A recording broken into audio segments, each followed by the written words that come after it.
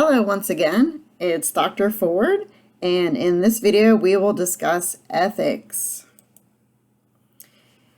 If we want to talk about psychology gone wrong, then the star of the show, in my opinion, is Dr. Philip Zimbardo.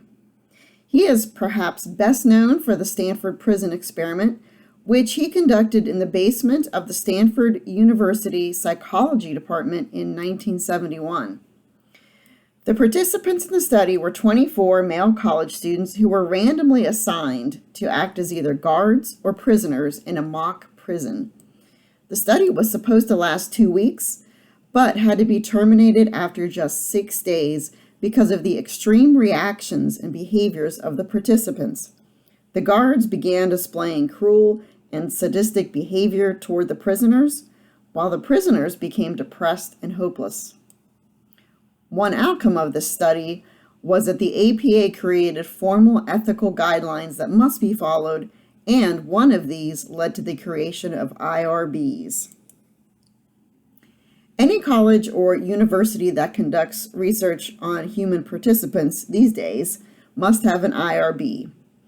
IRB stands for Institutional Review Board, and it consists of members from the school's faculty and staff, as well as members of the community. When psychology professors want to start a new research study, they must get approval from their school's IRB first. The IRB checks the proposed study to make sure that all of the rules for ethical research are being followed. Let's discuss a couple of these rules. One rule is that researchers must create a consent form that will be given to each participant to read over and sign before they decide to participate. The form includes a description of the purpose of the study and details about what the participant will be asked to do. It should also list the benefits of participating in the study as well as the drawbacks. There are other key elements that all consent forms must have. First, they must let the participants know that any data collected from them, whether it be observations about their behavior or numerical scores like reaction time, must be kept confidential. Usually this is done by assigning each participant a code. Only the researcher knows the true identity of the participants. Any data that is talked about with the general public refers to the codes. Last but not least, participants are also informed that they can quit the study at any time without any penalties. This is especially important if you are doing the study as part of a class you are taking. Another rule of ethical research that IRBs look for is that a study includes a debriefing session for participants.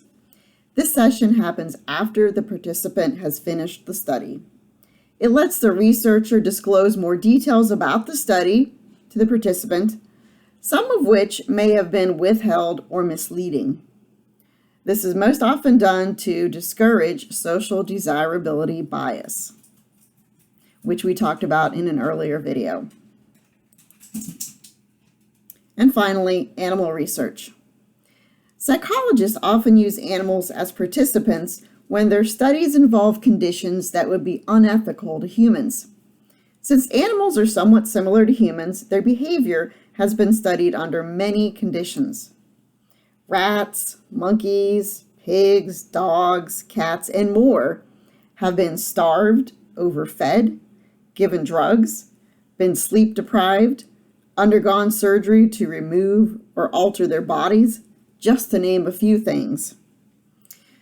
This section is hard for me to talk about because I did some research on animals in grad school before I switched my research focus.